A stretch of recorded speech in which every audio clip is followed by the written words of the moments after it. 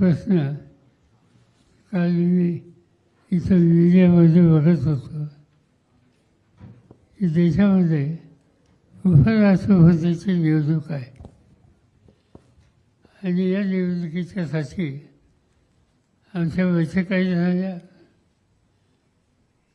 आमचा निर्णयही झाला. आम्हा सगळ्यांच्या वतीनं सुदर्शन रेड्डी यांचा फॉर्मसुद्धा काल आम्ही भरला.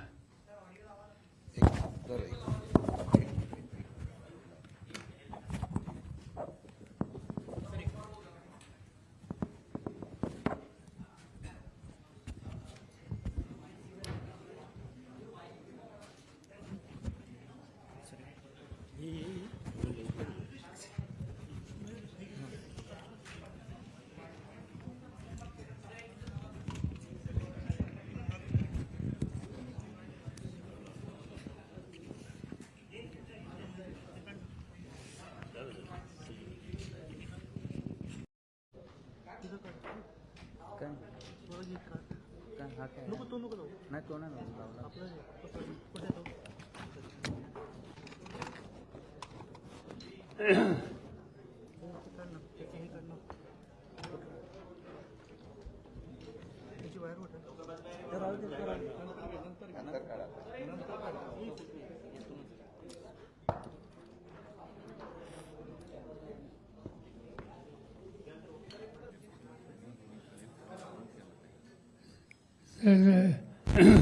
उपराष्ट्रपतीच्या पदाची निवडणूक आहे.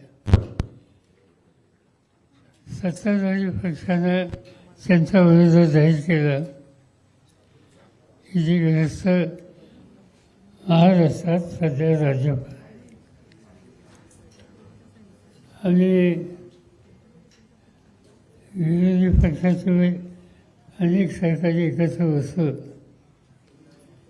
त्याच्यामध्ये शिवत खलगे होते, त्याच्यामध्ये राहुल गांधी होते, त्याच्यामध्ये मी होतो आणि अन्य पक्ष जे आहेत ऑपोजिशनचे ते सगळे त्या ठिकाणी होते. आणि आम्ही सगळ्यांनी मिळून 2-3 नावाची चर्चा केली आणि एका नावावर आम्ही एक वाक्यता केली. ते शिवत रेड्डी एकेकाळी सुप्रीम कोर्ट किंवा हायकोर्ट याच्यामध्ये जज होते. त्यांचा फॉर्म आम्ही भरलेला आहे. महाराष्ट्राच्या मुख्यमंत्र्यांनी मला कॉन्टॅक्ट केलं आणि मला सुचवलं की हे जे उमेदवार आहेत अशा सत्ताधारी पक्षानं आपल्या पुढे दिलेत, त्या उमेदवारांना तुम्ही लोकांनी मदत करावी. का तर ते महाराष्ट्राचे राज्यपाल आहेत आणि महाराष्ट्राचे राज्यपाल असल्यामुळं महाराष्ट्राच्या मतदारांनी आपल्या राज्यपालाला मतदान करावं ही विनंती त्यांनी मला केली. आणि नंतर कळलं मला उद्धव ठाकरेंनी केली. त्यांनी सांगितलं शक्य नाही. नंतर मला कोणतं विचारलं का शक्य नाही, तर शक्य नाही सरळ सरळ आहे ते आमच्या विचाराचे नाहीत. पण त्याहीपेक्षा ते झारखंडला राज्यपाल होते. झारखंडला राज्यपाल असताना झारखंड हे राज्य आदिवासींचं राज्य आहे. आदिवासींची संख्या सर्वत्र तिथं जास्त आहे. तिथं मुख्यमंत्री हेमंत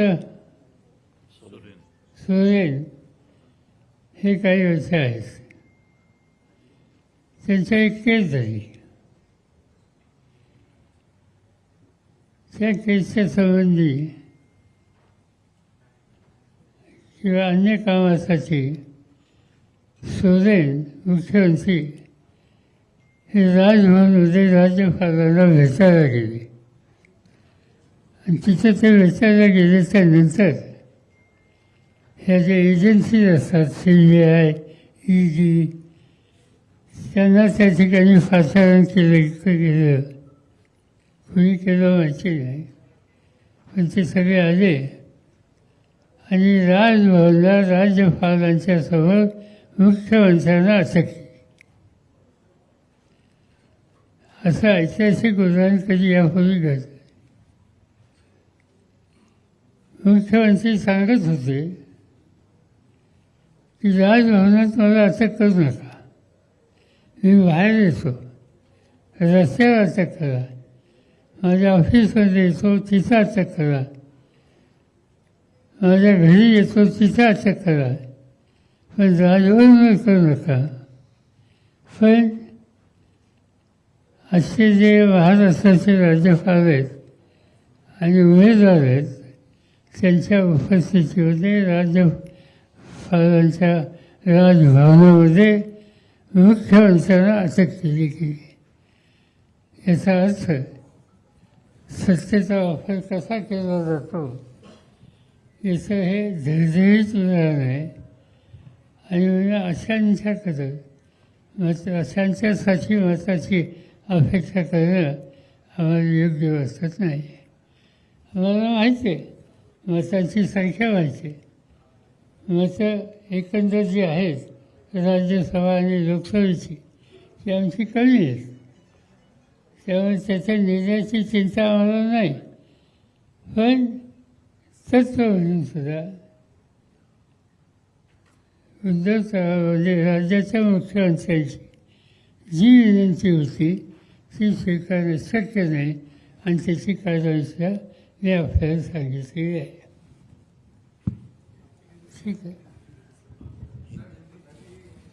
आपसे मुख्यमंत्री साहब ने कॉन्ट्रैक्ट किया, आज भी उन्होंने प्रेस कॉन्फ्रेंस में कहा कि महाराष्ट्र के राज्यपाल बने हैं सी राधाकृष्णन और उनको वोट करना चाहिए एनसीपी शरद पवार को.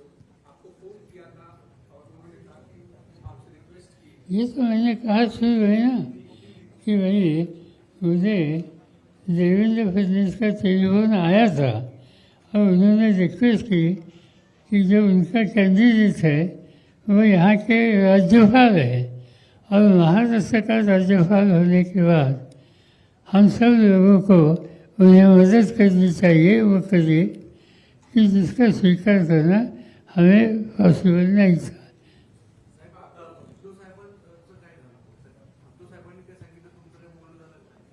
मला संजय राऊतांनी सांगितलं आमच्या चर्चा झाली नाही म्हणून निर्णय घेतला. हे आमचा त्यांचा निर्णय एकच आहे. उपराष्ट्रपती पदाच्या निवडणुकीमध्ये मतदान जे आहे ते गोपनीय गुप्तता आहे. तर अशा वेळेस एनडीएकडे आवश्यक संख्याबळ आहे, तरी तुम्हाला असं वाटतं का की गुप्त मतदान असल्यामुळे तुमच्या उमेदवाराचे विजयाचे किती नाही, असं आहे की मतांची संख्या जर बघितली राज्यसभा लोकसभा तर ती आमच्यापेक्षा त्यांची जास्त आहे. त्यामुळे बाकीचे उद्योग आम्ही काही करत बसणार नाही. आम्ही त्या चौकशीच्या बाहेर जाणार नाही. आमची जी मतं आहेत ती आमची ठरलेली मतं जी आम्ही द्यायचा निर्णय घेतला त्यांना पडतील. दुसरीकडचं काय होईल हे त्यांचं त्यांनी बघावं. याला जोडून एक असा प्रश्न आहे की दोन्ही उमेदवार हे दक्षिणेतले आहेत. अशा वेळेस जे रेड्डी जे इंडिया अलायन्सचे उमेदवार आहेत त्यांचा तेलंगणा आणि आंध्र प्रदेश या दोन्ही राज्यांशी जवळचा संबंध आहे. असं पाहता इंडिया अलायन्समध्ये जे खासदार आहेत किंवा जे बाहेरचे खासदार आहेत अशा सगळ्यांना एकत्रित काही आवाहन केलं जाणार आहे का इंडिया अलायन्सकडून? अजून काही त्यावेळी याच्यावर चर्चा केली नाही. निवडणुकीला थोडा वेळ आहे, उद्या गेल्यानंतर पुन्हा त्याचा विचार करू. पण आम्हाला एक गोष्ट स्पष्ट करायची आहे की आमची स्ट्रेंथ किती आहे हे आम्हाला माहिती आहे. त्यामुळं त्याच्यापेक्षा काही वेगळा निकाल या ठिकाणी लागेल अशा समजुतीचा नाही. सगळ्याच जे पराभूत उमेदवार होते त्यांना आज बोलवण्यात आलेलं होतं. त्यांनी त्यांच्या मतदारसंघातल्या या सगळ्या समस्या सांगितल्या. राहुल गांधी यांनी प्रेस कॉन्फरन्स घेऊन सांगितलं. आता या मोर्चामध्ये तुम्ही सुद्धा उतरत आहात, कशा पद्धतीनं येत्या काळामध्ये तुम्ही या सगळ्या मुद्द्यांवर सरकारला धारेवर धरणार आहात किंवा निवडणूक आयोगाला धारेवर आम्ही सरकारचा विचार करत नाही, आम्ही निवडणूक आयोगाचा विचार करतो.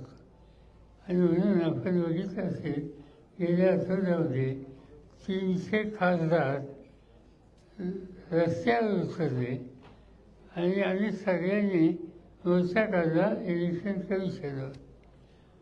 तिथं आम्हाला अटक केली गेली. त्यांना जे काही आमचं म्हणणं होतं ते आम्ही त्या ठिकाणी आधी कळवलेलं होतं. आज बिहारमध्ये राहुल गांधींचा दौरा चालू आहे. जे फीडबॅक आम्हाला मिळतं आहे की प्रचंड प्रतिसाद आहे. आणि आर्थिकदृष्ट्या अडचणीचं राज्य आहे हे आपण नेहमी ऐकतो. पण माझं ऑब्झर्वेशन अनेक वर्षाचं आहे की आर्थिकदृष्ट्या अडचणीचं असेल तिथे काही प्रश्न असतील, पण राजकीयदृष्ट्या बिहार हे राज्य अत्यंत जागृत आहे. तुम्ही बघितलं असेल चंपारणाचा सत्याग्रह गांधींनी तिथून केला. जयप्रकाश नारायणांनी इमर्जन्सीच्या काळामध्ये पहिलं सत्याग्रहण संघर्ष बिहारमध्ये केलं. त्या राज्यामध्ये कर्पूरी ठाकूर किंवा असे अनेक नेते होते की जन्मत त्यांच्या पाठीशी होतं. आणि आज मतांच्या प्रश्नाबद्दल जो इश्यू निर्माण झालेला आहे आणि इलेक्शन कमिशन त्याच्यामध्ये स्वच्छ भूमिका घेत नाही, त्याच्याबद्दलचा विचार ठिकठिकाणी मांडायचा ठरवला आहे. आणि त्याची सुरुवात बिहारपासून झालेली आहे. त्याचा प्रतिसाद बघता हा कार्यक्रम सर्व देशामध्ये हा घेतला जाईल. प्रश्न एकच आहे की निवडणूक आयोग ही स्वतंत्र इन्स्टिट्यूशन आहे. तिची एक त्याचं जे कॅरेक्टर आहे ते कॉन्शियसली जतन करण्याची जबाबदारी त्यांच्या असताना ती झाली नाही असे तक्रार लोकांची आहे. बिहार के मसले जिस तरीके से एसआईआर के मुद्दे पर विपक्ष लामबंद है, लेकिन दूसरी तरफ सरकार कह रही है कि हमारी ही सरकार बनेगी और हम वहाँ पर काम कर रहे हैं. आज भी प्रधानमंत्री बिहार जाकर आए. ठीक है, वो तो कह सकते हैं हमारी सरकार बनेगी, ये उन्हें कहने में नहीं क्या बात है, वो तो कहेंगे.